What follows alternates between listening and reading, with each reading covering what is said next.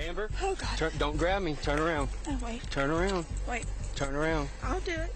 Turn around. I'll do it. On February 22nd, the Santa Rosa County Sheriff's Office personnel conducted a traffic stop on a Toyota 4Runner that was going over the speed limit. It was traveling at 73 miles per hour in a 55 mile per hour zone near a school. During the stop, the driver told the cop that she wanted to talk with a different officer, but unfortunately things took a turn for the worse from that point onward.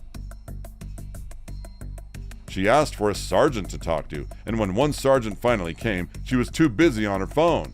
You can even catch her shooing the officer. She tried to get special treatment for her relationship with the officer. It's obvious that they are all in from a small town and know each other very well. But the officer wasn't fazed a bit and stood his ground. Amber knew she was going to lose her kids if she could not complete the field sobriety test successfully. Or we can do it right here and do field sobriety. Come back. I will lose my kids. Amber. So she was trying to get rid of it, no matter what. But if she refuses, she loses her kids because then she will be taken to jail for refusal. She had to make a decision between the devil and the sea.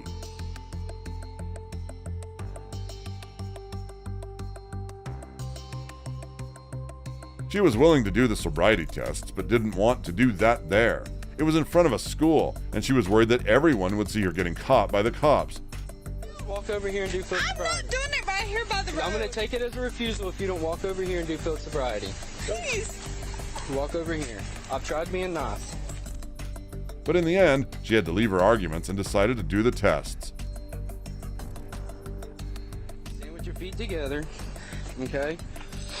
I'm going to check your eyes. Keep your hands down there. Can you see the tip of the pen? Yes. Follow with your eyes and your eyes only, okay? Don't move your head.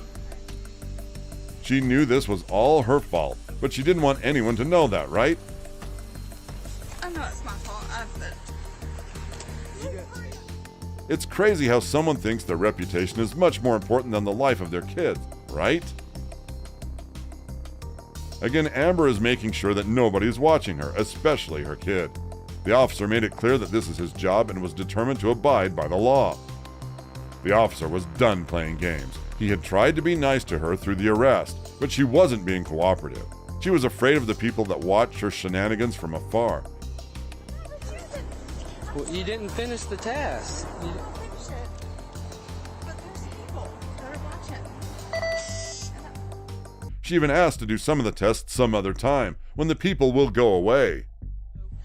Amber, that's not Joe. That's Lieutenant Hall. Stand back over there. It's not Joe. Please. Go stand over there. It's not Joe. I'm telling you. She is referring to her husband, who is probably a cop and is afraid that he will take the kids away from her. It's a wonder how she got the kids in the first place. Isn't it a bit sickening the way she talks to the officer to get special treatment? Anyway, they did not treat her any differently. She is embarrassed. I'm embarrassed. So I can't.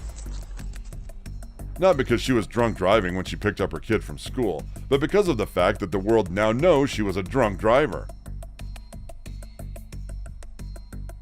She wasn't being cooperative with the tests and was purposefully wasting the officer's time, so he did this.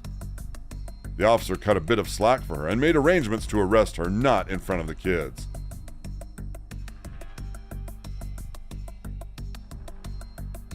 The officers were very respectful throughout the whole ordeal and brings you hope about the good in the force. Sitting inside the car, Amber made a try to get away with it all by crying and pleading.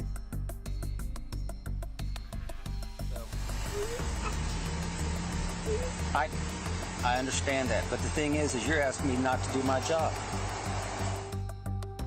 She wanted the officer to turn off his body cam to talk to her. Well, he made it clear that is not happening.